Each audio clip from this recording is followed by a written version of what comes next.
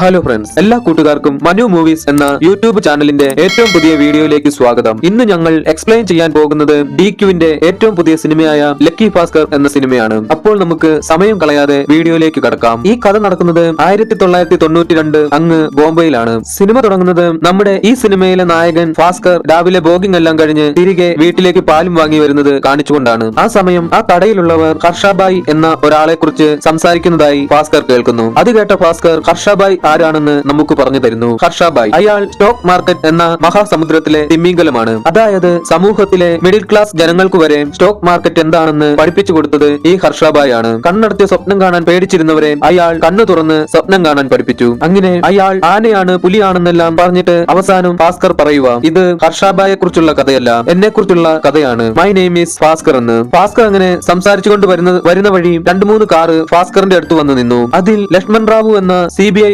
Officer ആയിരുന്നു. അദ്ദേഹം ഭാസ്കറിന്റെ അടുത്ത് വന്നിട്ട്, ഭാസ്കർ, നിങ്ങൾ ജോലി ചെയ്യുന്ന മഗധ ബാങ്ക് വരെ ഇപ്പോൾ തന്നെ വരണം എന്നും പറഞ്ഞ് ഭാസ്കറിനെയും കൂട്ടി അവിടെ നിന്നും നേരെ മഗധ ബാങ്കിലേക്ക് കൂട്ടിക്കൊണ്ടുപോകുന്നു. ബാങ്കിലെത്തിയ CBI റാവു തന്റെ കൂടെയുള്ളവരോട് ഭാസ്കറിന്റെ ബാങ്ക് അക്കൗണ്ടിന്റെ സ്റ്റേറ്റ്മെന്റ് എടുക്കാൻ പറയുന്നു. അതിന് ഭാസ്കർ, എന്താ സാർ, എന്താണ് പ്രശ്നം, എന്തെങ്കിലും പറയൂ. അതിന് CBI റാവു, അതോ ഭാസ്കർ, നിങ്ങളുടെ പേരിൽ കുറച്ച് അലിഗേഷൻസ് ഉണ്ട്. അതായത് നിങ്ങൾ ബാങ്ക് അക്കൗണ്ട് മിസ്യൂസ് ചെയ്തെന്ന്. അതിനാൽ എൻക്വയറിക്ക് വന്നതാണ് ഞങ്ങൾ എന്ന് പറഞ്ഞു. ആ സമയം ഭാസ്കറിന്റെ ഭാര്യ സുമതി ഭാസ്കറിനെ ഫോൺ ചെയ്യുന്നു. എന്നിട്ട് ആരോ CBI ആണെന്നും പറഞ്ഞ് വീട്ടിൽ വന്ന് എല്ലാം വലിച്ചു വാരിയിട്ട് എന്തൊക്കെയോ തിരയുകയാണ് എന്ന് പറഞ്ഞു. അതിന് ഭാസ്കർ, അത് സാരമില്ല സുമതി, അവർ അവരുടെ ജോലി ചെയ്യട്ടെ എന്ന് പറഞ്ഞ് ഫോൺ കട്ട് ചെയ്യുന്നു. അങ്ങനെ അവർ ഭാസ്കറിന്റെ ബാങ്ക് സ്റ്റേറ്റ്മെന്റ് എടുത്തുകൊണ്ടിരുന്നപ്പോൾ ബാങ്കിലെ പവർ കട്ടാകുന്നു. അത് കണ്ട CBI റാവു സെക്യൂരിറ്റിയോട് ജനറേറ്റർ ഓൺ ചെയ്യാൻ പറയുന്നു. അതിന് സെക്യൂരിറ്റി, ജനറേറ്റർ കേടാണ് സാർ, ഇതിപ്പോൾ അരമണിക്കൂറിൽ റെഡിയാക്കാം, ഞാൻ പോയി ഒരു ഇലക്ട്രീഷ്യനെ വിളിച്ചുകൊണ്ടുവരാം എന്നും പറഞ്ഞ് അവിടെ നിന്നും പോകുന്നു. അതിനാൽ CBI റാവു ഭാസ്കറിനോട് കറണ്ട് വരാൻ സമയമെടുക്കും, അതുവരെ നിങ്ങളെ കുറിച്ചുള്ള കാര്യങ്ങൾ പറയൂ എന്ന് പറയുന്നു. അപ്പോൾ സീൻ കട്ടായി 1989 കാണിക്കുന്നു. ഭാസ്കർ പ്രൈവറ്റ് ബാങ്ക് ആയ മഗധ ബാങ്കിലെ ഒരു ക്യാഷ്യർ ആയിട്ടാണ് ജോലി ചെയ്യുന്നത്. ശമ്പളം മാസം 6000 രൂപ. എന്നാൽ ബാങ്കിൽ നിന്നും കടമെടുത്തിരിക്കുന്നത് 36,000 രൂപയും. അങ്ങനെയൊക്കെയാണെങ്കിലും ആ ബാങ്കിലെ 3 വർഷമായിട്ട് best employee of the year Bhaskar തന്നെയാണ്. ആ ബാങ്കിലെ assistant regional manager Ratheesh Kumar എന്നയാൾ ഒരു മാസത്തിനുള്ളിൽ റിട്ടയർ ആകും. അങ്ങനെ അടുത്ത മാസം അസിസ്റ്റന്റ് റീജിയണൽ മാനേജറായി സെലക്ട് ആകാൻ പോകുന്നത് നമ്മുടെ ഭാസ്കർ ആണ്. അത് ആ ബാങ്കിലുള്ള എല്ലാവർക്കും അറിയാം. കാരണം അവിടുത്തെ റീജിയണൽ മാനേജർ വിനോദ് ഭാസ്കറിന്റെ ഒരു അധ്യാപകൻ കൂടിയായിരുന്നു. അദ്ദേഹത്തിന് ഭാസ്കറിനെയും വലിയ കാര്യമായിരുന്നു. മാത്രവുമല്ല ഭാസ്കറിനെ അവിടെയുള്ള എല്ലാവർക്കും വലിയ വിശ്വാസവുമാണ്. അതായത് ലോക്കർ റൂമിന്റെ മാനേജർ നാരായണൻ മിക്കപ്പോഴും ഭാസ്കറിനെ തന്നെ പൈസയുടെ കാര്യങ്ങളെല്ലാം ഏൽപ്പിച്ച് ലീവിലായിരിക്കും. അത്രയ്ക്ക് വിശ്വാസമാണ് ഭാസ്കറിനെ. മാത്രവുമല്ല ഇത് നടക്കുന്നത് 1989 അന്ന് കമ്പ്യൂട്ടർ ഒന്നും അത്ര പോപ്പുലാരിറ്റി ആയിരുന്നില്ല. അതിനാൽ ലോക്കറിൽ നിന്നും എടുക്കുന്ന പണം അവിടെയുള്ള ഒരു രജിസ്റ്ററിൽ എഴുതി വെച്ചിട്ട് മാസാവസാനം ആകുമ്പോഴാണ് അത് കമ്പ്യൂട്ടറിൽ അപ്ഡേറ്റ് ചെയ്യുക. പിന്നെ 6 മാസത്തിലൊരിക്കൽ എല്ലാം RBIയിൽ സബ്മിറ്റും ചെയ്യും. ആരോ ഒരാൾ CC അടയ്ക്കാത്തതിനാൽ തങ്ങളുടെ ബാങ്ക് പിടിച്ചെടുത്ത ഒരു മാരുതി 800 6 മാസമായി അവിടെ കിടപ്പുണ്ട്. ഭാസ്കറിനാണെങ്കിൽ ആ കാറിന്റെ മേലൊരു കണ്ണുണ്ട്. അങ്ങനെ ആ കാറും നോക്കി വെള്ളം ഇറക്കിക്കൊണ്ട് ഭാസ്കർ നിൽക്കുമ്പോഴാണ് പുറകിൽ നിന്നും ഒരു അശരീരി, മോൻ ആ കാർ കിട്ടണമെങ്കിൽ ആദ്യം ബാങ്കിൽ നിന്നെടുത്ത 36,000 രൂപ ലോൺ അടച്ചു തീർക്കണം. അത് വേറെ ആരുമല്ല, ഭാസ്കറിന്റെ ബെസ്റ്റ് ഫ്രണ്ട് സാംബവാനായിരുന്നു. അത് മാത്രവുമല്ല ആ ബാങ്കിലെ തന്നെ പ്യൂൺ ആയിരുന്നു സാംബവാൻ. ഭാസ്കർ ഒരു സൈഡ് ബിസിനസ് കൂടി ആ ബാങ്കിൽ നടത്തുന്നുണ്ട്. വേറെ ഒന്നുമല്ല, അതായത് ബാങ്കിൽ വരുന്ന ഭൂരിഭാഗം പേർക്കും സ്വന്തം പേര് പോലും എഴുതാൻ അറിയില്ല. അങ്ങനെയുള്ളവർക്ക് ചെറിയൊരു ഫീസ് വാങ്ങി അവരുടെ ഫോം എല്ലാം നമ്മുടെ ഭാസ്കർ ആണ് പൂരിപ്പിച്ചു കൊടുക്കുന്നത്. എന്നാൽ ഇത് ബാങ്കിലുള്ള തന്റെ കൂട്ടുകാരൻ സാംബവാനു മാത്രമേ അറിയൂ, വേറെ ആർക്കും അറിയില്ല. എന്തെന്നാൽ അത് ഇല്ലീഗൽ ആയിരുന്നു. അങ്ങനെ ഫോം എല്ലാം പൂരിപ്പിച്ചുകൊണ്ടിരുന്ന ഭാസ്കറിനടുത്ത് ആന്റണി എന്നൊരാൾ ലോണിനുള്ള ഫോമുമായി വന്നു. ഭാസ്കർ ആന്റണിയോട് ലോണിന് പകരമായി ഈടെന്താണ് വെക്കുന്നതെന്ന് ചോദിച്ചു. അതിന് ആന്റണി, സാർ, ഈട് വെക്കാൻ എന്റെ കയ്യിലൊന്നുമില്ല, എങ്ങനെയെങ്കിലും സഹായിക്കണം എന്ന് പറയുന്നു. അതിന് ഭാസ്കർ ഈടൊന്നും വെക്കാനില്ലാതെ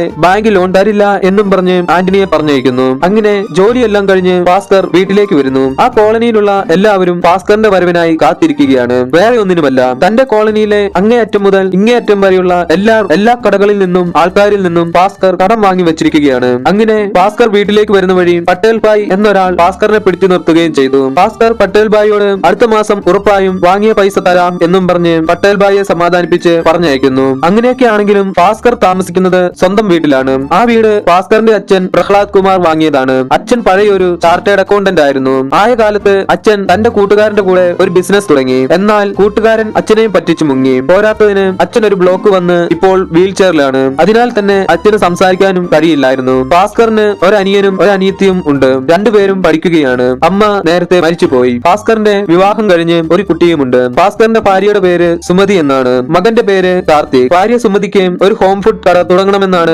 ആഗ്രഹം. എന്നാൽ അതിനുള്ള പണം ഇല്ലാത്തതിനാൽ വീട്ടിൽ ചെറിയ രീതിയിൽ അച്ചാറും ഫുഡുമെല്ലാം തയ്യാറാക്കി വിൽക്കാറുണ്ട്. ഇത്രയും വലിയ ഒരു ഫാമിലിയെ മുഴുവനായും കെയർ ചെയ്യുന്നത് ഭാസ്കർ ഒറ്റയ്ക്കാണ്. അതിനാലാണ് ഭാസ്കറിന് ഇത്രയും കടവും. അങ്ങനെ ഭാസ്കറും ഭാര്യ സുമതിയും മകൻ കാർത്തിക്കും സുമതിയുടെ ചേട്ടന്റെ മകന്റെ പിറന്നാൾ ആഘോഷത്തിന് പോകുന്നതിന് റെഡിയാവുകയായിരുന്നു. അപ്പോൾ കാർത്തിക് അമ്മയോട് ഇതെന്താ അമ്മേ, എവിടെ പോയാലും ഈ ഒരു ടീഷർട്ട് തന്നെ എനിക്കിടാൻ തരുന്നതെന്ന് ചോദിക്കുന്നു. അങ്ങനെ അവർ മൂന്നുപേരും പിറന്നാൾ ആഘോഷം നടക്കുന്ന സ്ഥലത്തെത്തി. പിറന്നാൾ പയ്യന് സമ്മാനമായി നൽകാൻ എന്തെങ്കിലും വാങ്ങുന്നതിനായി കാശില്ലാതിരുന്നതിനാൽ അവർ തങ്ങളുടെ മകൻ കാർത്തിക്കിന്റെ ഒരു ടോയ് ആണ് ആ പയ്യന് സമ്മാനമായി കൊടുത്തത്. കാശില്ലാത്തതിനാൽ തന്നെ ഭാസ്കറിനെ സുമതിയുടെ വീട്ടിലെ ആർക്കും തന്നെ ഇഷ്ടമായിരുന്നില്ല. സുമതിയുടെ അമ്മ സുമതിയോട് മോളെ, നീ നിന്റെ കുഞ്ഞിനെയും എടുത്ത് ഇങ്ങോട്ട് തിരികെ വരൂ, നിന്റെ ചേട്ടൻ നിന്നെ നോക്കിക്കോളും, മാത്രവുമല്ല നിന്നെ വേറെ നല്ല സ്ഥലത്ത് കെട്ടിച്ചു വിടുകയും ചെയ്യും എന്ന് പറയുന്നു. എന്നാൽ അത് കേട്ട് സുമതിക്ക് കലിപ്പാകുന്നുണ്ടായിരുന്നു. അപ്പോഴാണ് കാർത്തിക്കിന് ചേട്ടന്റെ ഭാര്യ ഒരു കേക്ക് പീസ് കൊടുത്തത്. അത് കിട്ടിയ കാർത്തിക് ആന്റി എനിക്കൊരു പീസ് കേക്ക് കൂടി തരാമോ എന്ന് ചോദിക്കുന്നു. അതിന് നാത്തൂൻ നിന്റെ വലിപ്പത്തിന് ഈ കേക്ക് തന്നെ ധാരാളമാണെന്ന് പറയുന്നു. അതുകൂടി കണ്ട്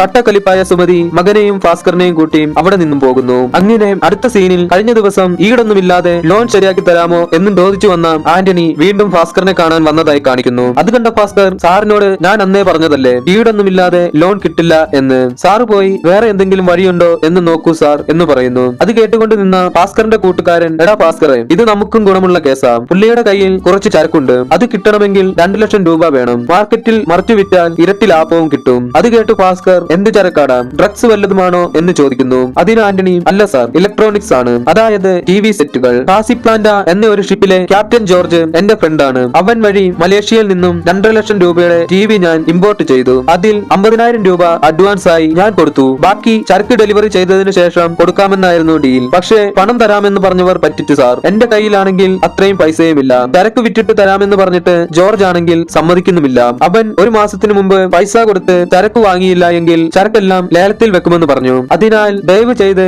എന്നെ സഹായിക്കണം സാർ എന്ന് പറയുന്നു. അതിന് ഭാസ്കർ സാറിന്റെ അവസ്ഥ എനിക്ക് മനസ്സിലാകുന്നുണ്ട് സാർ, പക്ഷേ ബാങ്കിന് അതിന്റേതായ റൂൾസ് ഇല്ലേ സാർ എന്ന് പറയുന്നു. അതിന് കൂട്ടുകാരൻ സാംബവൻ ഭാസ്കറിനോട് നിന്റെ അളിയൻ റിയൽ എസ്റ്റേറ്റിൽ കുറെ സമ്പാദിച്ചു കൂട്ടിയിട്ടുണ്ടല്ലോ, അവനോടൊന്ന് ചോദിച്ചു നോക്കാലോ എന്ന് പറയുന്നു. അതിന് ഭാസ്കറും അവൻ എന്റെ മുഖത്ത് പോലും നോക്കാറില്ല, പിന്നെ അവനോട് എങ്ങനെ ചോദിക്കാനാ, അളിയൻ പൈസ തരുമെന്ന് എനിക്ക് യാതൊരു വിശ്വാസവുമില്ല, എങ്കിലും ഞാനൊന്ന് ശ്രമിക്കാം എന്ന് പറയുന്നു. അതിന് ആന്റണി തന്റെ വിസിറ്റിംഗ് കാർഡ് ഭാസ്കറിന് കൊടുത്തിട്ട് പൈസ റെഡിയായാൽ ഒന്ന് ഫോൺ ചെയ്താൽ മതി, ഞാൻ എത്തിക്കോളാം എന്നും പറഞ്ഞ് അവിടെ നിന്നും പോകുന്നു. അങ്ങനെ അടുത്ത ദിവസം വളരെ ആവേശത്തോടെയാണ് ഭാസ്കർ ബാങ്കിലേക്ക് പോകാൻ റെഡിയായിക്കൊണ്ടിരുന്നത്. എന്തെന്നാൽ അന്നാണ് പഴയ അസിസ്റ്റന്റ് റീജിയണൽ മാനേജർ റിട്ടയർ ആകുന്നത്. അതിലെന്താണ് ഭാസ്കറിന് സന്തോഷമെന്നല്ലേ, അടുത്ത അസിസ്റ്റന്റ് റീജിയണൽ മാനേജർ ഭാസ്കർ ആണല്ലോ. അങ്ങനെ ബാങ്കിൽ പോകാൻ റെഡിയായി ഭാസ്കർ വീടിന് പുറത്തേക്ക് വന്നപ്പോഴതാ പുറത്ത് ഭാസ്കറിനെയും കാത്ത് ഭാസ്കർ പൈസ കൊടുക്കാനുള്ള പട്ടേൽ പായ് എന്താടാ നീ ആളെ പറ്റിക്കുവാണോ, എത്ര ദിവസമായി പൈസ വാങ്ങിയിട്ട്, എന്റെ പൈസ എനിക്കിപ്പോൾ തന്നെ വേണം എന്നും പറഞ്ഞ് അവിടെ നിൽക്കുന്നു. അതിന് ഭാസ്കർ ഇല്ല ബായ്, എനിക്കുടൻ തന്നെ പ്രമോഷൻ കിട്ടും, ഞാൻ പൈസ വീട്ടിലെത്തിച്ചേക്കാം എന്ന് പറയുന്നു.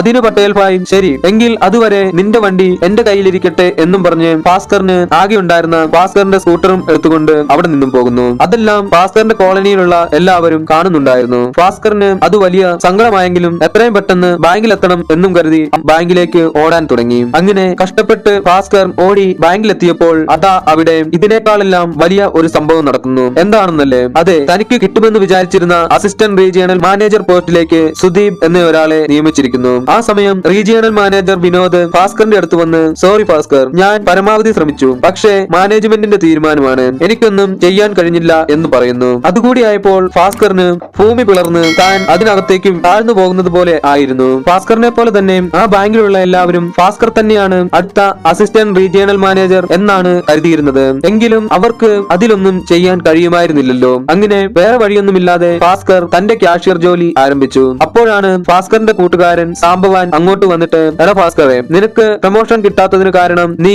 നല്ലവനാണെന്ന് കരുതുന്ന റീജിയണൽ മാനേജർ വിനോദ് സാർ ആണ്, അയാളാണ് സുദീപിനെ റെക്കമെൻഡ് ചെയ്തത്, നിന്റെ പേര് പോലും റെക്കമെൻഡേഷൻ ലെറ്ററിൽ ഇല്ലായിരുന്നു, നാട്ടുകാരെല്ലാം പറയുന്നത് അയാൾ ഒരു കൈക്കൂലിക്കാരനാണെന്നാണ് എന്നും പറഞ്ഞ് ഒരു പേപ്പർ എടുത്ത് ഭാസ്കറിനെ കാണിക്കുന്നു. ഓൾറെഡി എല്ലാം കൊണ്ടും ടെൻഷൻ അടിച്ച് പണ്ടാരമടങ്ങിയിരുന്ന ഭാസ്കറിന് അതും കൂടി ആയപ്പോൾ സകല കൺട്രോളും പോയി. ഭാസ്കർ ആ പേപ്പറും എടുത്ത് വിനോദ് സാറിന്റെ അടുത്ത് ചെന്ന് സാർ 3 വർഷമായി ഞാൻ ഈ ബാങ്കിലെ best employee of the year ആണ്, പിന്നെ എന്തിനാണ് എന്നോട് ഇങ്ങനെ ചെയ്തത്? നിങ്ങളെല്ലാവരും ഒരേ ആൾക്കാരായതുകൊണ്ടാണോ എന്ന് ചോദിക്കുന്നു. അതിന് വിനോദ് സാർ, നിനക്ക് സ്വാതന്ത്ര്യം തന്നു എന്നും കരുതി എന്നോട് എന്ത് തോന്നിവാസം വേണമെങ്കിലും പറയാമെന്ന് കരുതരുത്. നീ കാശിനു വേണ്ടി ഇല്ലീഗലായി സൈഡ് ബിസിനസ് ചെയ്യുന്നതൊക്കെ എനിക്കറിയാം. ഇന്ന് വരെ അവൻ അത് ചെയ്തിട്ടില്ല. ഇതിനെക്കുറിച്ച് GM-നോട് ഞാൻ പറഞ്ഞാൽ നിന്റെ ജോലി തന്നെ ഇല്ലാതാകും എന്ന് പറയുന്നു. അതിന് ഭാസ്കർ, സോറി സാർ, ഞാൻ അറിയാതെ പറഞ്ഞതാണ് സാർ എന്നും പറഞ്ഞ് വിനോദിന്റെ കാല് പിടിക്കുന്നു. അതെല്ലാം ആ ബാങ്കിലെ ജോലിക്കാരെല്ലാവരും കാണുന്നുണ്ടായിരുന്നു. ആ സമയം വോൾട്ട് മാനേജർ നാരായണൻ വന്ന്, പോട്ടെ സാർ, അവനൊരു തെറ്റ് പറ്റിയതാണ് എന്നും പറഞ്ഞ് ഭാസ്കറിനെയും കൂട്ടി അവിടെ നിന്നും പോകുന്നു. എന്നാൽ നമ്മുടെ ഭാസ്കർ പൊളിയാണ്.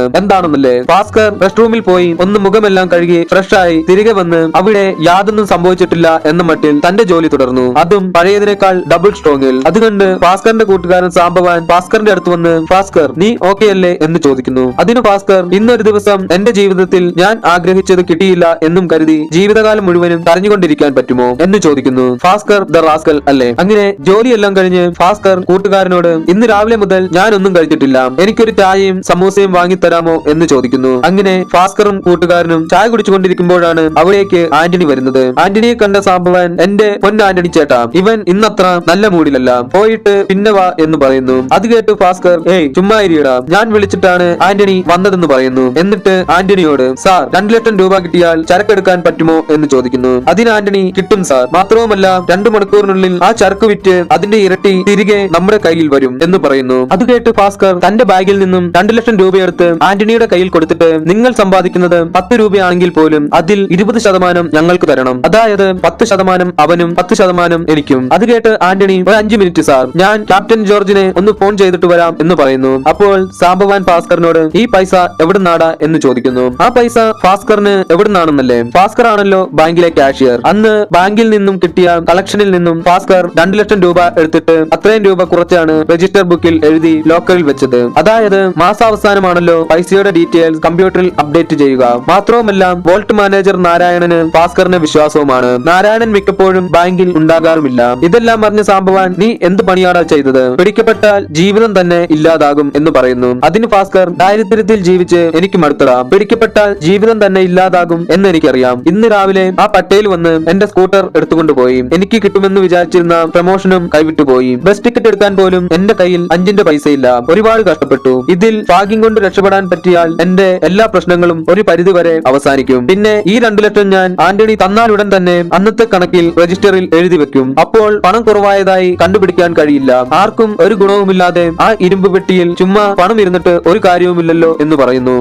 അപ്പോൾ ആന്റണി ഭാസ്കറിന്റെ അടുത്ത് വന്ന്, ചരക്കെല്ലാം റെഡിയാണ് സാർ, ഇലക്ട്രോണിക്സ് ഐറ്റത്തിന് ഇന്ത്യയിൽ ഇപ്പോൾ വലിയ ഡിമാൻഡാണ്. ഇവിടെ ഇപ്പോൾ 21 ഇഞ്ച് ടിവിക്ക് 35,000 രൂപ മുതൽ 45,000 രൂപ വരെയാകും. പക്ഷേ ഇതേ ടിവി മലേഷ്യയിലും ഗൾഫിലുമൊക്കെ വെറും 12,000 രൂപയ്ക്ക് കിട്ടും. അതും ബൾക്ക് ആയിട്ട് എടുത്താൽ 8,000 രൂപയ്ക്ക് വരെ കിട്ടും. ഇന്ത്യയിൽ ഇത്രയും വില കൂടാൻ കാരണം ഇലക്ട്രോണിക്സ് ഐറ്റത്തിനുള്ള ടാക്സ് ആണ്. എന്നാൽ നമുക്ക് ഈ ടാക്സ് ഒഴിവാക്കാൻ ഒരു വഴിയുണ്ട്. അതായത് സ്പെയർ പാർട്സിന് ഇന്ത്യയിൽ ടാക്സ് ഇല്ല. അപ്പോൾ നമുക്ക് ടിവി എല്ലാം സ്പെയർ പാർട്സ് ഐറ്റത്തിന്റെ കൂടെ എഴുതിയാൽ ടാക്സ് ഇല്ലാതെ ഇവിടെ എത്തിക്കാം. അതിന് കസ്റ്റംസ്കാർക്ക് കുറച്ച് പൈസ കൊടുക്കേണ്ടി വരും. എന്തായാലും കസ്റ്റംസിൽ സത്യസന്ധനേക്കാൾ കൂടുതൽ നെറുകെട്ടവന്മാരാണ്. അതിനാൽ അത് പേടിക്കേണ്ട. ശരി, നമുക്ക് ചരക്കിനടുത്തേക്ക് പോകാം എന്ന് പറയുന്നു. അതിന് ഭാസ്കർ, ഇല്ല സാർ, സാർ പോയാൽ മതി, എന്നിട്ട് പൈസ എന്റെ വീട്ടിലെത്തിച്ചാൽ മതി എന്ന് പറയുന്നു. അപ്പോൾ സാംബവാൻ, ഞാൻ വരുന്നില്ലടാ, ഞാനും ആന്റണി സാറിന്റെ കൂടെ പോവുകയാ, ഇതൊക്കെ ഒരു രസമല്ലേ എന്ന് പറയുന്നു. അങ്ങനെ ഭാസ്കർ വീട്ടിലെത്തിയപ്പോൾ ഭാസ്കറിനോട് ഭാര്യ സുമതി, എന്താ നിങ്ങളും പട്ടേലും തമ്മിൽ എന്തെങ്കിലും പ്രശ്നമുണ്ടോ? കോളനിക്കാരെല്ലാം പറഞ്ഞല്ലോ പട്ടേൽ നിങ്ങളുടെ സ്കൂട്ടറും എടുത്തുകൊണ്ട് പോയെന്ന്. അതിന് ഭാസ്കർ, ആ പ്രമോഷനും എനിക്ക് കിട്ടിയില്ല,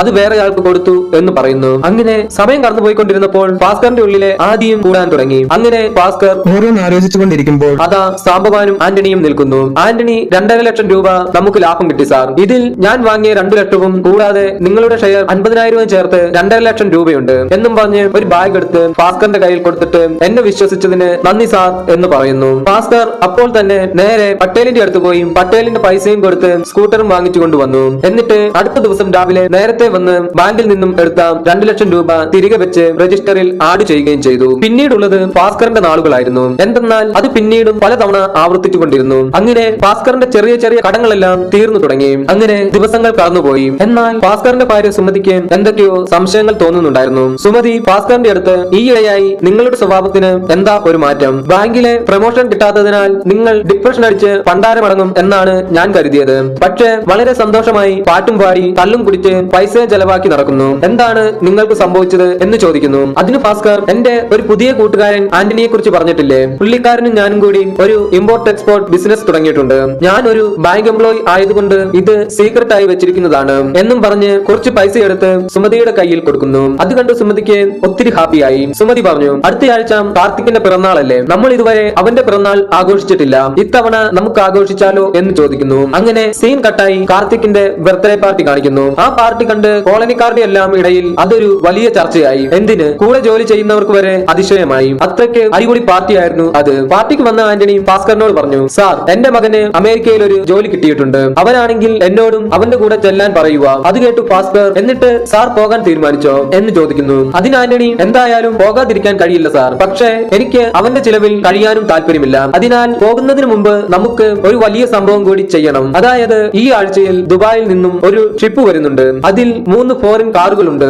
അത് നമുക്ക് വാങ്ങാൻ കഴിഞ്ഞാൽ പിന്നീട് നമുക്ക് സുഖമായി ജീവിക്കാം. പക്ഷേ അതിന് കുറച്ച് എമൗണ്ട് കൂടുതൽ വേണം, ഏകദേശം 10 ലക്ഷം രൂപ. എന്നാൽ നമുക്ക് അതിന്റെ ഇരട്ടിയുടെ ഇരട്ടി ലാഭം കിട്ടുകയും ചെയ്യും. മാത്രവുമല്ല ഇത്തവണ നമുക്ക് ലാഭം ഈക്വലായി ഷെയർ ചെയ്യാം എന്ന് പറയുന്നു. അത് കേട്ടു ഭാസ്കർ, ഇല്ല സാർ, 10 ലക്ഷം എന്നത് അത്ര ചെറിയ കാര്യമല്ല എന്ന് പറയുന്നു. അതിന് ആന്റണി, ഒന്ന് ആലോചിച്ചിട്ട് 2 ദിവസത്തിനുള്ളിൽ പറഞ്ഞാൽ മതി, ഇതൊരു ജാക്ക്പോട്ട് ആണ് എന്ന് പറയുന്നു. അങ്ങനെ പാർട്ടി എല്ലാം കഴിഞ്ഞ് ഭാസ്കർ കാർത്തിക്കിനോട് പാർട്ടി ഇഷ്ടമായോ എന്ന് ചോദിച്ചു. അതിന് കാർത്തിക്, എനിക്ക് ഒത്തിരി ഇഷ്ടമായ അച്ഛാ, എന്റെ കൂട്ടുകാരൊക്കെ എന്നോട് എപ്പോഴും പറയുമായിരുന്നു, കാർത്തിക് എപ്പോഴും നമ്മുടെ എല്ലാം ബർത്ത്ഡേക്ക് വന്നിട്ട് ഫ്രീ ആയിട്ട് കേക്കും തിന്നിട്ട് പോകും, എന്നാൽ അവൻ ഒരിക്കലും കേക്ക് തരില്ല എന്ന്. ഇന്ന് എന്റെ ബർത്ത്ഡേക്ക് വാങ്ങിയ കേക്ക് കണ്ട് എല്ലാവരുടെയും കണ്ണു തള്ളിപ്പോയി, ഇനി എന്നെ ആരും കളിയാക്കില്ല അച്ഛാ എന്ന് പറയുന്നു. അത് കേട്ട് ഭാസ്കർ ഒരു കാര്യം തീരുമാനിച്ചു, ഫാമിലിക്ക് വേണ്ടി എന്ത് റിസ്കും എടുക്കാം, അതിൽ ഒരു തെറ്റുമില്ല എന്ന്. എന്നിട്ട് ആന്റണിയെ ഫോൺ ചെയ്ത്, സാർ, ശനിയാഴ്ച വൈകിട്ട് കാശ് റെഡിയാകും എന്ന് പറയുന്നു. അങ്ങനെ ശനിയാഴ്ച ഭാസ്കർ ഒരു സ്യൂട്ട് കേസുമായിട്ടാണ് ബാങ്കിലേക്ക് വന്നത്.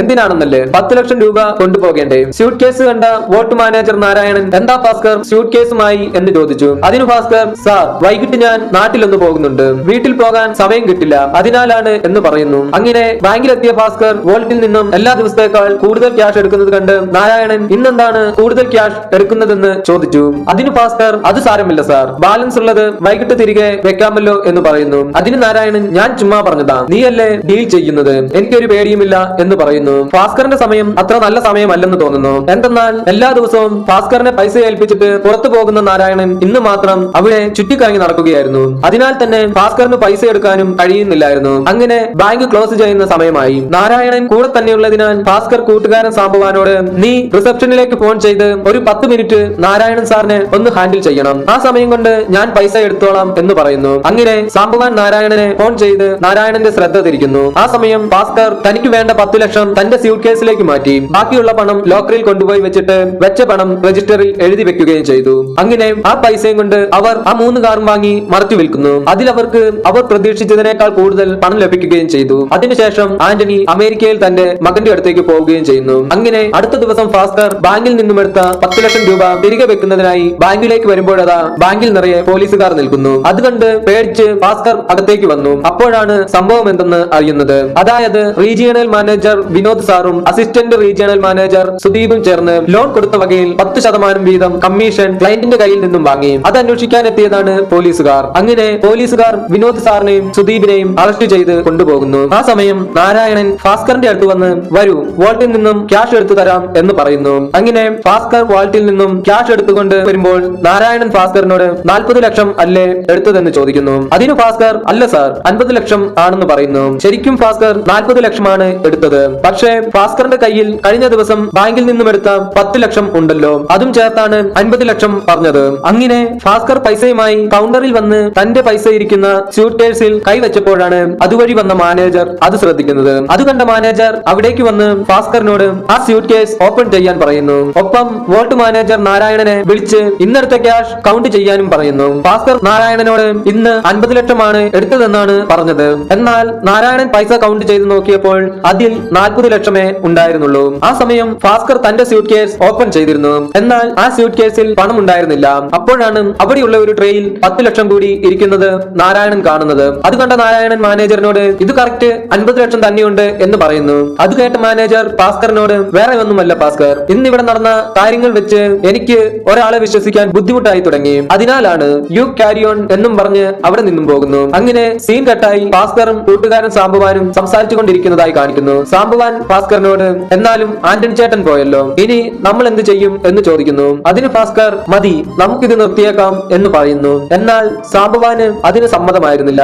അതിനാൽ സാംബവാൻ ആ ബാങ്കിൽ നിന്നും ജോലി രാജിവെച്ച് വേറെ ഒരാളുമായി ഡീൽ ഉണ്ടാക്കി സ്വന്തമായി ബിസിനസ് സ്റ്റാർട്ട് ചെയ്തു. അങ്ങനെ അടുത്ത ദിവസം ആ ബാങ്കിന്റെ ചെയർമാനും മാനേജറും ഒക്കെ ആ ബാങ്കിലേക്ക് വരുന്നു. ചെയർമാൻ ഭാസ്കറിനോട് പറഞ്ഞു, ഇപ്പോൾ നമ്മുടെ റീജിയണൽ മാനേജറും അസിസ്റ്റന്റും ചേർന്ന് നടത്തിയ സ്കാമിന്റെ പേരിൽ നമ്മുടെ ബാങ്കിന്റെ പേര് തന്നെ ഇല്ലാതായി. അതിനാൽ നമ്മുടെ എല്ലാ ബാങ്കിലും ഒരു റീസ്ട്രക്ചറിംഗ് നടത്താൻ തീരുമാനിച്ചു. അതിനാൽ നമ്മുടെ ഈ ബാങ്കിൽ സ്കാം നടത്തിയ റീജിയണൽ മാനേജറിനെയും അസിസ്റ്റന്റിനെയും പിരിച്ചുവിട്ടു. അതിനു പകരമായി ഈ ബാങ്കിന് വേണ്ടി വളരെയധികം കഷ്ടപ്പെട്ടിട്ടുള്ള ജൂനിയർ ലെവൽ എംപ്ലോയി ആയതിനെ സീനിയർ മാനേജ്മെന്റ് ലെവലിലേക്ക്, അതായത് ഈ ബാങ്കിന്റെ AGM ആയി നിനക്ക് പ്രൊമോഷൻ തന്നിരിക്കുന്നു. അതുകൂടാതെ നിന്റെ ശമ്പളം 19,500 പ്ലസ് ട്രാവൽ അലവൻസും. ഇതുകൂടാതെ വേറെ എന്തെങ്കിലും ആനുകൂല്യം വേണോ എന്ന് ചെയർമാൻ ഭാസ്കറിനോട് ചോദിക്കുന്നു. അതെല്ലാം കേട്ട് ഭാസ്കറിന് പറഞ്ഞറിയിക്കാൻ പറ്റാത്ത അത്രയും സന്തോഷമായിരുന്നു. ഭാസ്കർ ചെയർമാനോട് പറഞ്ഞു, എനിക്കൊരു ആഗ്രഹം മാത്രമേ ഉള്ളൂ സാർ, നമ്മുടെ ബാങ്ക് പിടിച്ചെടുത്ത് വെച്ചിരിക്കുന്ന ആ ചുവപ്പ് 800. അങ്ങനെ ഭാസ്കർ ആ 800മായി വീട്ടിലെത്തി ഭാര്യ സുമതിയോട് തനിക്ക് പ്രൊമോഷൻ കിട്ടിയത് പറഞ്ഞു. അത് കേട്ട് സുമതിക്കും വളരെയധികം സന്തോഷമായി. അപ്പോൾ സീൻ കട്ടായി സിനിമയുടെ തുടക്കത്തിൽ ഭാസ്കറിനെ ബാങ്കിലേക്ക് CBI കൂട്ടിക്കൊണ്ടുപോയിരുന്നല്ലോ, ആ സീൻ കാണിക്കുന്നു. ആ സമയം ബാങ്കിലെ കറണ്ട് വന്നതിനാൽ CBI റാവു പറഞ്ഞ ഭാസ്കറിന്റെ അക്കൗണ്ട് സ്റ്റേറ്റ്മെന്റ് റാവുവിന്റെ അസിസ്റ്റന്റ് റാവുവിന് കൊണ്ടു കൊടുക്കുന്നു. ഭാസ്കറിന്റെ അക്കൗണ്ട് സ്റ്റേറ്റ്മെന്റ് കണ്ട റാവു ശരിക്കും ഞെട്ടിപ്പോയി. എന്താണെന്നല്ലേ, ഒരു സാധാരണ ബാങ്ക് എംപ്ലോയി ആയ ഭാസ്കറിന്റെ അക്കൗണ്ടിൽ 100 കോടി രൂപ കിടക്കുന്നു. ഇനിയാണ് ശരിക്കുള്ള കഥ തുടങ്ങുന്നത്. അത് കണ്ട റാവു ഭാസ്കറിനോട്, ഭാസ്കർ, നിങ്ങൾ GM ആയി പ്രൊമോഷൻ കിട്ടി ആദ്യത്തെ 6 മാസം നിങ്ങളുടെ അക്കൗണ്ടിലേക്ക് 19,500 രൂപ വെച്ച് ക്രെഡിറ്റ് ആയിട്ടുണ്ട്. എന്നാൽ അതിനുശേഷം നിങ്ങളുടെ അക്കൗണ്ടിൽ വലിയ വലിയ എമൗണ്ടുകളാണ് ക്രെഡിറ്റ് ആയിരിക്കുന്നത്. അത് എവിടുന്നാണ് എന്ന് ചോദിക്കുന്നു. അങ്ങനെ സീൻ കട്ടായി വീണ്ടും ഫ്ലാഷ് ബാക്ക് കാണിക്കുന്നു. AGM ആയി പ്രൊമോഷൻ കിട്ടിയ ഭാസ്കറിന് ബാങ്കിന്റെ ചെയർമാൻ കുറച്ച് പ്രധാന ഡീറ്റെയിൽസ് എല്ലാം പറഞ്ഞു കൊടുക്കുകയായിരുന്നു. ചെയർമാൻ പറഞ്ഞു, നമ്മുടെ ഈ ബാങ്കിന്റെ ഏറ്റവും പ്രധാനപ്പെട്ട ക്ലയന്റ്സിൽ ഒരാളാണ് ഹർഷാബായ്. അതായത് സിനിമയുടെ തുടക്കത്തിൽ പറഞ്ഞിരുന്നല്ലോ, ഒരു സ്റ്റോക്ക് മാർക്കറ്റുകാരൻ ഹർഷാബായ്. അയാൾ തന്നെയാണ് ഈ ഹർഷാബായ്. ഈ ഹർഷാബായ് കാരണം നമ്മുടെ ബാങ്കിന് കോടിക്കണക്കിന് രൂപയുടെ ബിസിനസ് ആണ് ഓരോ ദിവസവും ലഭിക്കുന്നത്.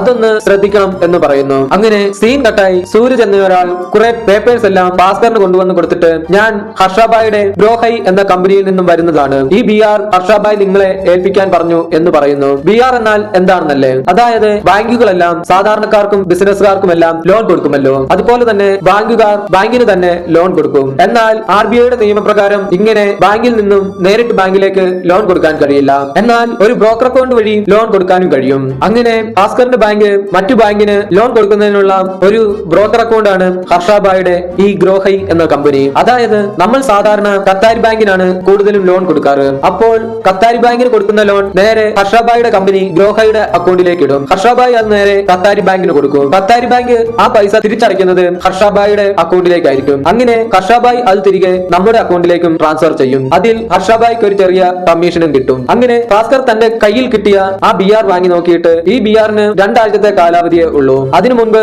പലിശയും ചേർത്ത് തിരിച്ചടയ്ക്കണം എന്ന് പറഞ്ഞു. അതിന് ആ പേപ്പേഴ്സ് എല്ലാം കൊണ്ടുവന്ന ആ സൂരജ് ഒരു വാച്ച് സമ്മാനമായി ഭാസ്കറിന് കൊടുക്കുന്നു. എന്നിട്ട് ഇത് ഹർഷാബായി തന്നയച്ച ഒരു സമ്മാനമാണ് എന്ന് പറയുന്നു. എന്നാൽ ഭാസ്കർ ആ സമ്മാനം വേണ്ട എന്ന് പറഞ്ഞു. അങ്ങനെ ഖത്താരി ബാങ്ക് ഇടയ്ക്കിടയ്ക്ക് ലോൺ എടുക്കുന്നത് കണ്ട് ഭാസ്കർ ചെക്ക് ചെയ്തപ്പോഴാണ് ഒരു കാര്യം മനസ്സിലാക്കിയത്. അതായത് ഖത്താരി ബാങ്കിന്റെ BR വെച്ച് ഹർഷാബായി എടുക്കുന്ന ലോൺ ശരിക്കും ഖത്താരി ബാങ്കിലേക്കായിരുന്നില്ല പോകുന്നത്. അത് ശരിക്കും ഹർഷാബായുടെ കമ്പനിയായ ബ്രോഹൈയിലേക്ക് തന്നെയാണ് പോകുന്നത്. അതറിഞ്ഞ ഭാസ്കർ ഇതിനെക്കുറിച്ച് അറിയുന്നതിനായി നേരിട്ട് ഖത്താരി ബാങ്കിലേക്ക് ചെന്ന് ബാങ്കിന്റെ മാനേജറിനെ കണ്ട് ഇതിനെക്കുറിച്ച് അന്വേഷിക്കുന്നു. അതിന് ഖത്താരി ബാങ്കിന്റെ മാനേജർ ഹൈഹരൻ ഉരുണ്ടു കളിക്കുകയാണ് എന്ന് ഭാസ്കറിന് മനസ്സിലായി. അതിനാൽ ഭാസ്കർ ഹർഷാബായെ കുറിച്ച് കൂടുതലായി അന്വേഷിക്കാൻ തുടങ്ങി. അപ്പോഴാണ് ഹർഷാബായ് മാർക്കറ്റിൽ കുറഞ്ഞ വിലയുള്ള ഷെയറുകൾ ബൾക്കായിട്ട് വാങ്ങിക്കും. പിന്നീട് ഹർഷാബായുടെ ആൾക്കാർ തന്നെ പലപ്പോഴായി ഈ ഷെയറുകൾ വലിയ വിലയ്ക്ക് വാങ്ങി ഷെയറിന്റെ വില കൂട്ടും. അങ്ങനെ മാർക്കറ്റിൽ ഈ ഷെയറിന്റെ വില ഇരട്ടിയാകുന്നത് വരെ ഈ വാങ്ങൽ നടന്നുകൊണ്ടിരിക്കും. വില കൂടി കഴിയുമ്പോൾ ഈ ഷെയർ എല്ലാം ഹർഷാബായ് ഒറ്റയടിക്ക് വിൽക്കുകയും ചെയ്യും. അതായത് 4 ആഴ്ച കൊണ്ട് അയാൾ ഇല്ലീഗലായി അയാളുടെ കയ്യിലുള്ള പൈസയുടെ 10 ഇരട്ടി ലാഭം ഉണ്ടാക്കും. എന്നാൽ ഇതിനെല്ലാം ധാരാളം പണം വേണം. അതായത് ഖത്താരി ബാങ്കിന് തങ്ങളുടെ ബാങ്ക് ലോൺ കൊടുക്കുന്ന പണം ഹർഷാബായ് അത് സ്റ്റോക്ക് മാർക്കറ്റിൽ ഇൻവെസ്റ്റ് ചെയ്ത് ഇല്ലീഗലായി പണം സമ്പാദിക്കുന്നു. ഇത് കണ്ടുപിടിച്ച ഭാസ്കർ ഇതിനെക്കുറിച്ച് ചെയർമാനോട് പറഞ്ഞാൽ തനിക്ക് പ്രത്യേകിച്ച് ഗുണമൊന്നുമില്ല. എന്നാൽ ഇതിനെക്കുറിച്ച് ഹർഷാബായോട് സംസാരിച്ചാൽ തനിക്ക് എന്തെങ്കിലും ഗുണം ഉണ്ടാകും എന്ന് മനസ്സിലാക്കുന്നു. അതിനാൽ ഭാസ്കർ ഹർഷാബായുടെ ആളായ സൂരജിനെ കാണാൻ ചെല്ലുന്നു. എന്നിട്ട് ഭാസ്കർ സൂരജിനോട്, നിങ്ങൾ തിരികെ ബാങ്കിൽ അടയ്ക്കുന്ന BR വാല്യൂവിന്റെ 1% ക്യാഷ് ആയി എനിക്ക് തരണം. മാത്രവുമല്ല നിങ്ങൾ വാങ്ങുന്ന ഷെയറിനെ കുറിച്ച് ഒരു ദിവസം മുൻപ് എനിക്ക് അപ്ഡേറ്റ് തരണം എന്നും പറയുന്നു. അതിന് സൂരജ്, അന്ന് ഞാൻ സാറിന് ഒരു ഗിഫ്റ്റ് തന്നപ്പോൾ അത് വേണ്ട എന്ന് പറഞ്ഞു. ഇപ്പോൾ എന്തു പറ്റി സാർ എന്ന് ചോദിക്കുന്നു. അതിന് ഭാസ്കർ അന്ന് എനിക്ക് ഇതിനെക്കുറിച്ച് അറിയില്ലായിരുന്നു, എന്നാൽ ഇന്ന് എനിക്ക് എല്ലാം അറിയാം. മാത്രവുമല്ല ഇതിനെക്കുറിച്ച് പുറത്താരും അറിയില്ല, നിങ്ങളും ആരോടും പറയില്ല. എന്തെന്നാൽ ഇതിനെക്കുറിച്ച് പുറത്തറിഞ്ഞാൽ എനിക്ക് എന്റെ ജോലിയെ പോകൂ, എന്നാൽ നിങ്ങൾക്ക് നിങ്ങളുടെ സാമ്രാജ്യം തന്നെ ഇല്ലാതാകും എന്ന് പറയുന്നു. അങ്ങനെ സൂരജ് വേറെ വഴിയില്ലാതെ ഭാസ്കറിന്റെ ഡീലിന് ഓക്കെ പറഞ്ഞു. എന്തെന്നാൽ അവർക്കുള്ള BR സൈൻ ചെയ്യേണ്ടത് ഭാസ്കർ ആയിരുന്നു. പിന്നീട് ദിവസങ്ങൾ കടന്നുപോയി. ഭാസ്കറിനും ലക്ഷങ്ങൾ വരാൻ തുടങ്ങി. എന്നാൽ അതെല്ലാം ബ്ലാക്ക് മണി ആയിരുന്നു. നമ്മുടെ ഭാസ്കർ ആദ്യം ആന്റണിയുമായി ബിസിനസ് നടത്തിക്കൊണ്ടിരുന്നപ്പോൾ ബ്ലാക്ക് മണി വൈറ്റ് മണി ആക്കുന്ന അൻവർ എന്ന ഒരാളെ പരിചയപ്പെട്ടിരുന്നു. അങ്ങനെ കിട്ടിയ പൈസയെല്ലാമായി ഭാസ്കർ അൻവറിന്റെ അടുത്ത് വന്ന് ഈ പൈസയെല്ലാം വൈറ്റ് ആക്കി തരണം എന്ന് പറയുന്നു.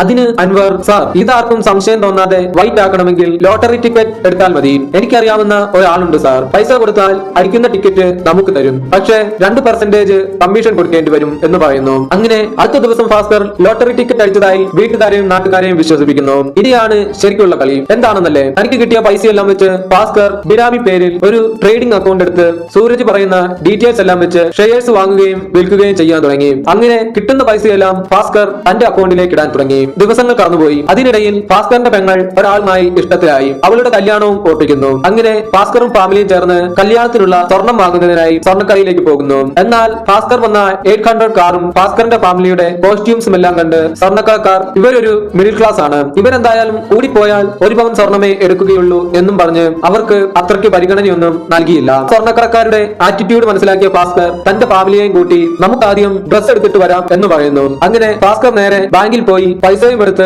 ബോംബെയിലെ ഏറ്റവും വലിയ ടെക്സ്റ്റൈൽസിൽ പോയി അവിടെയുള്ളതിൽ വെച്ച് ഏറ്റവും വില കൂടിയ വസ്ത്രങ്ങൾ എല്ലാവർക്കും വാങ്ങിക്കൊടുത്തിട്ട് നേരെ കാർ ഷോറൂമിൽ പോയി അവിടെയുള്ളതിൽ വെച്ച് വില കൂടിയ ഒരു SUVയും വാങ്ങി നേരെ സ്വർണ്ണക്കടയിലേക്ക് ചെല്ലുന്നു. അത്രയും വില കൂടിയ കാർ കണ്ടതും സ്വർണ്ണക്കടയുടെ മാനേജർ ഓടി വണ്ടിയുടെ അടുത്ത് വന്ന് വരൂ സാർ എന്ന് പറഞ്ഞ് നോക്കുമ്പോഴതാ കുറച്ചു മുൻപ് കണ്ട മിഡിൽ ക്ലാസ്. അതെ, അതാണ് ഇന്ത്യ. കാശ് കൊടുത്താൽ ഇവിടെ എന്തും കിട്ടും. മാത്രവുമല്ല നമ്മുടെ കയ്യിൽ കാശുണ്ടെന്നറിഞ്ഞാൽ നമ്മളോടുള്ള റെസ്പെക്ട് കൂടുകയും ചെയ്യും. അങ്ങനെ നാളുകൾ കടന്നുപോയി. അതിനിടയ്ക്ക് ഭാസ്കറിന്റെ പെങ്ങളുടെ കല്യാണവും നടന്നു. ഭാസ്കറിന് വീണ്ടും പൈസ വന്നുകൊണ്ടുവരുന്നു. ഭാസ്കർ വീണ്ടും അൻവറിന്റെ അടുത്തെത്തി. അൻവർ പറഞ്ഞു, സാർ ഇനിയും ലോട്ടറി വഴി വെളുപ്പിക്കാൻ പറ്റില്ല. എന്തെന്നാൽ അടുപ്പിച്ച് വീണ്ടും ലോട്ടറി അടിച്ചാൽ ആരും വിശ്വസിക്കില്ല. അതിനാൽ നമുക്കിവിടെ പേരിനൊരു ചെറിയ ബിസിനസ് വേണം. എന്നിട്ട് സിംഗപ്പൂർ, മലേഷ്യ എന്ന സ്ഥലത്തെല്ലാം ഒരുപാട് ഷെൽ കമ്പനീസ് ഉണ്ട്. നമ്മുടെ കയ്യിലുള്ള പൈസ നമ്മുടെ കമ്പനി വഴി അവർക്ക് അയക്കണം. അവർ ആ പണം തിരികെ നമ്മുടെ കമ്പനി അക്കൗണ്ടിലേക്ക് അയച്ചു തരും എന്ന് പറഞ്ഞു. അങ്ങനെ ഭാസ്കർ തന്റെ ഭാര്യ സുമതിയുടെ വളരെ കാലത്തെ ആഗ്രഹമായിരുന്ന ഹോം ഫുഡ് എന്ന ഒരു കമ്പനി ആരംഭിച്ചു. അതിൽ അക്കൗണ്ടന്റായി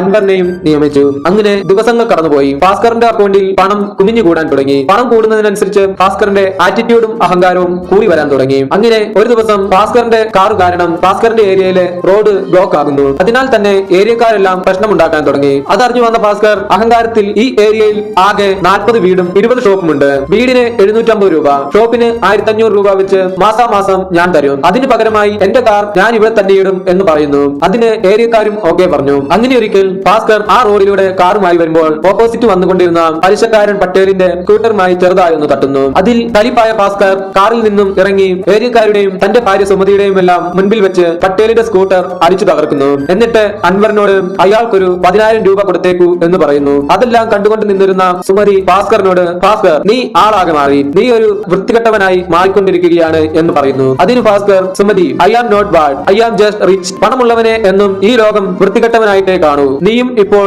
എന്നെ അങ്ങനെയാണ് കാണുന്നത്. എന്നാൽ ഒരു കാര്യം നീ ഓർത്തോ, നീ ഈ കാണുന്നതും അനുഭവിക്കുന്നതുമെല്ലാം ഈ വൃത്തികെട്ടവന്റെ കയ്യിലുള്ള കാശ് കൊണ്ടുണ്ടാക്കിയതാണ് എന്ന് പറയുന്നു. അതെല്ലാം കേട്ട് സുമതിക്ക് വളരെയധികം വിഷമമായി. ഒരേ റൂമിൽ ഒരേ ബെഡിൽ കിടന്നുറങ്ങിക്കൊണ്ടിരുന്ന ഭാസ്കറും സുമതിയും ഇപ്പോൾ 2 റൂമിലായി കിടത്താം. അങ്ങനെ നാളുകൾ കടന്നുപോയി. ഒരു ദിവസം ഭാസ്കറിനെ കാണുന്നതിനായി ഭാസ്കറിന്റെ ബാങ്കിൽ നിന്നും കടമെടുക്കാറുള്ള കത്താരി ബാങ്കിന്റെ മാനേജർ ഹരിഹരൻ വരുന്നു. ഹരിഹരൻ ഭാസ്കറിനോട് നല്ല തിരക്കാണല്ലോ എന്ന് ചോദിച്ചു. അതിന് ഭാസ്കറും, നിങ്ങളുടെ ബാങ്കിന്റെ BR ആണ് നോക്കിക്കൊണ്ടിരിക്കുന്നത്. ആദ്യമെല്ലാം കറക്റ്റ് ആയിട്ട് പൈസ റിട്ടേൺ തന്നിരുന്നു, എന്നാൽ ഈയിടെയായി കുറച്ച് എളുപ്പമാണ് എന്ന് പറയുന്നു. അതിന് മാനേജർ, എന്താ സാർ 1-2 കോടിയല്ലേ, ഒന്ന് അഡ്ജസ്റ്റ്മെന്റ് ചെയ്ത് എഴുതിയാൽ പോരെ എന്ന് ചോദിക്കുന്നു. അതിന് ഭാസ്കർ, 1-2 കോടിയോ സാർ, ആകെ മൊത്തത്തിൽ എല്ലാം ചേർത്ത് 100 കോടിക്ക് മുകളിൽ വരും എന്ന് പറയുന്നു. അതിന് ഹരിഹരൻ, 100 കോടിയോ സാർ, ഞാൻ ആകെ ഇഷ്യൂ ചെയ്തിട്ടുള്ള ഹയർ വാല്യൂ എന്നത് 9 കോടിയാണ്. ആ BR എല്ലാം എന്നെ ഒന്ന് കാണിക്കാമോ എന്ന് ചോദിക്കുന്നു. ഇതെല്ലാം കേട്ട് പതറിപ്പോയ ഭാസ്കർ ആ BR എല്ലാം ഹരിഹരനെ കാണിക്കുന്നു. അതെല്ലാം കണ്ട ഹരിഹരൻ, ഇതെല്ലാം ഒറിജിനൽ അല്ല സാർ, ഞാൻ ഇതുവരെ ഇത്രയും രൂപ മഗധ ബാങ്ക് ബാങ്കിൽ നിന്നും വാങ്ങിയിട്ടില്ല എന്ന് പറയുന്നു. അതിന് ഭാസ്കർ, സാർ ഇത് നിങ്ങളുടെ ബാങ്കിന്റെ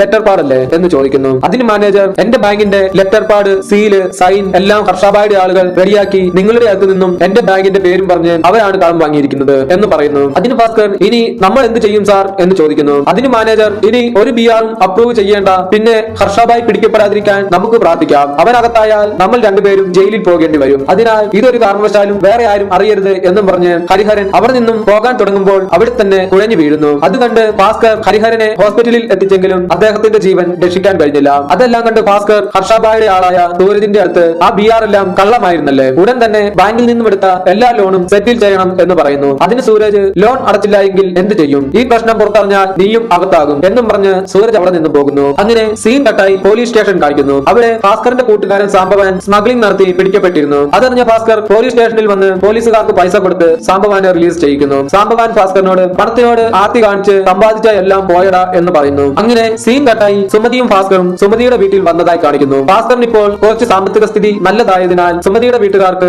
സുമതിയോടും ഭാസ്കറിനോടുമുള്ള ആറ്റിറ്റ്യൂഡ് മൊത്തത്തിൽ മാറിയിരുന്നു. മാത്രവുമല്ല സുമതിയുടെ ചേട്ടന്റെ റിയൽ എസ്റ്റേറ്റ് ബിസിനസ് കുറച്ച് കട്ടത്തിലും ആയിരുന്നു. അതിനാൽ സുമതിയുടെ അമ്മ സുമതിയോട്, ഭാസ്കറിനോട് കുറച്ച് പൈസ നിന്റെ ചേട്ടന് കൊടുത്ത് സഹായിക്കാൻ പറമോളെ എന്ന് പറയുന്നു. എന്നാൽ അത് കേട്ട് സുമതി അമ്മയോട്, ഞങ്ങൾ കഷ്ടത്തിലായിരുന്നപ്പോൾ നിങ്ങൾ ആരെങ്കിലും ഞങ്ങളെ സഹായിച്ചോ അമ്മേ എന്നും പറഞ്ഞ് അവിടെ നിന്നും പോകാൻ തുടങ്ങുമ്പോൾ അമ്മ അമ്പിടി പുളസു, ഇതായിരുന്നല്ലേ നിന്റെ മനസ്സിൽ, കുറച്ച് കാശുണ്ടായപ്പോൾ അഹങ്കാരവും കൂടിയല്ലേ, നിന്റെ ആ ഹോം ഫുഡ് ബിസിനസിന്റെ ഐഡിയ എന്റെയും കൂടിയാണ് എന്ന് പറയുന്നു. അപ്പോൾ സീൻ കട്ടായി സുമതി തന്റെ ഹോം ഫുഡിന്റെ കട തല്ലി തകർക്കുന്നതായി കാണിക്കുന്നു. അത് കണ്ട ഭാസ്കർ, മതി നിർത്ത് എന്ന് പറയുന്നു. അതിന് സുമതി, ഞാനല്ല, നീ ആദ്യം നിർത്ത്, നിങ്ങളുടെ പണം നിങ്ങളുടെ സമ്പാദ്യം എല്ലാം കേട്ട് കേട്ട് എനിക്ക് മതിയായി. ഞാൻ ഇങ്ങനെ പെരുമാറുന്നത് അമ്മയോടുള്ള ദേഷ്യം കൊണ്ടല്ല, നിങ്ങളുടെ മാറ്റം കണ്ടിട്ടാണ്. എനിക്ക് എന്റെ ആ പഴയ ഭാസ്കറിനെയാണ് ഇഷ്ടം, എനിക്ക് ആ പഴയ ഭാസ്കർ മതി എന്നും പറഞ്ഞ് കരയുന്നു. അങ്ങനെ ഭാസ്കറും സുമതിയും വീട്ടിലെത്തി. ആ സമയം ഭാസ്കറിന്റെ അച്ഛൻ ഭാസ്കറിന്റെ അടുത്ത് വന്ന്, ഭാസ്കർ എനിക്ക് നിന്നോട് സംസാരിക്കണം എന്ന് പറയുന്നു. അത് കേട്ട് എല്ലാവർക്കും അത്ഭുതമായി. എന്തെന്നാൽ അച്ഛന് സ്റ്റോക്ക് വന്നതിന് ശേഷം സംസാരിക്കാൻ കഴിയില്ലായിരുന്നു.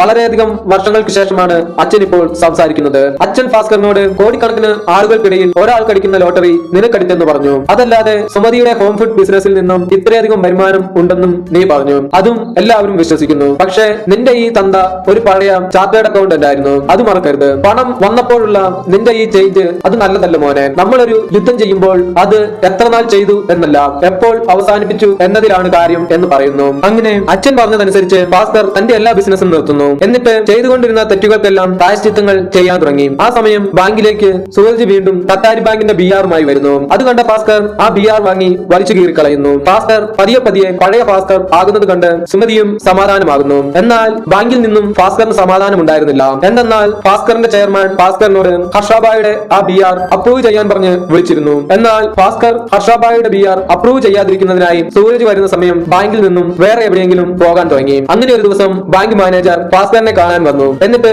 ഭാസ്കറിനോട്, ഭാസ്കർ ഹർഷാബായി അയച്ച ബിആർ എന്താണ് സൈൻ ചെയ്യാത്തത് എന്ന് ചോദിക്കുന്നു. അതിന് ഭാസ്കർ, അവരെടുത്ത കുറെ ബിആർ പെൻഡിംഗ് ഉണ്ട് സാർ, അത് തിരികെ എടുത്തിട്ട് പുതിയ ബിആർ അപ്രൂവ് ചെയ്യാം സാർ എന്ന് പറയുന്നു. അതിന് മാനേജർ, ഞാൻ പറഞ്ഞാലും നീ അപ്രൂവ് ചെയ്യില്ലേ എന്ന് ചോദിക്കുന്നു. അതിന് ഭാസ്കർ, എനിക്കിഷ്ടമില്ലാത്തതൊന്നും ഞാൻ ചെയ്യില്ല സാർ എന്ന് പറഞ്ഞു. അതിന് മാനേജർ, എങ്കിൽ നിന്നെ ഈ ബാങ്കിൽ നിന്നും പിരിച്ചുവിടും എന്ന് പറയുന്നു. അതിന് ഭാസ്കർ, ഞാൻ ഇത് ഒരു മാസം മുൻപേ പ്രതീക്ഷിച്ചതാണ് സാർ, അതിനാൽ ഞാൻ എന്റെ കയ്യിൽ ഒരു മാസം മുൻപേ എന്റെ റെസിഗ്നേഷൻ ലെറ്റർ എഴുതി വെച്ചിട്ടുണ്ട്, ഞാൻ അത് HR ഡിപ്പാർട്ട്മെന്റിൽ കൊടുത്തേക്കാം എന്നും പറഞ്ഞ് റെസിഗ്നേഷൻ ലെറ്റർ കൊണ്ടുപോയി HR ഡിപ്പാർട്ട്മെന്റിൽ കൊടുക്കുന്നു. ഓൾറെഡി ഭാസ്കർ വീണ്ടും നല്ലവനാകാൻ തുടങ്ങിയപ്പോൾ ബാങ്കിലുള്ള എല്ലാവരെയും ഭാസ്കർ സഹായിച്ചിരുന്നു. അതിനാൽ എല്ലാവരും ഭാസ്കറിനോട്, എന്ത് പറ്റി ഭാസ്കർ, എന്തിനാണ് റിസൈൻ ചെയ്യുന്നത് എന്ന് ചോദിക്കുന്നു. അതിന് ഭാസ്കർ, ഈ ബാങ്ക് എന്റെ അമ്മയെ പോലെയാണ്, അതിനാൽ എനിക്ക് ഈ ബാങ്കിനെ ചതിക്കാൻ കഴിയില്ല എന്നും പറഞ്ഞ് അവിടെ നിന്നും പോകുന്നു. അങ്ങനെ സീൻ കട്ടായി സിനിമയുടെ തുടക്കത്തിൽ ഭാസ്കറിനെ CBI പിടിച്ചുകൊണ്ട് വന്നത് കാണിക്കുന്നു. CBI റാവു ഭാസ്കറിനോട്, നീ നിന്റെ അക്കൗണ്ടിലുള്ള പണത്തിനെല്ലാം കണക്ക് വെച്ചിട്ടുണ്ട്, എന്നാൽ ഞങ്ങൾ നിന്നെ കള്ളക്കേസിൽ കുടുക്കി നിന്റെ അക്കൗണ്ടും നിന്റെ ഭാര്യ സുമതിയുടെ അക്കൗണ്ടും ഫ്രീസ് ചെയ്യും. പിന്നെ നിനക്ക് അതിൽ നിന്നും ഒരു രൂപ പോലും എടുക്കാൻ കഴിയില്ല.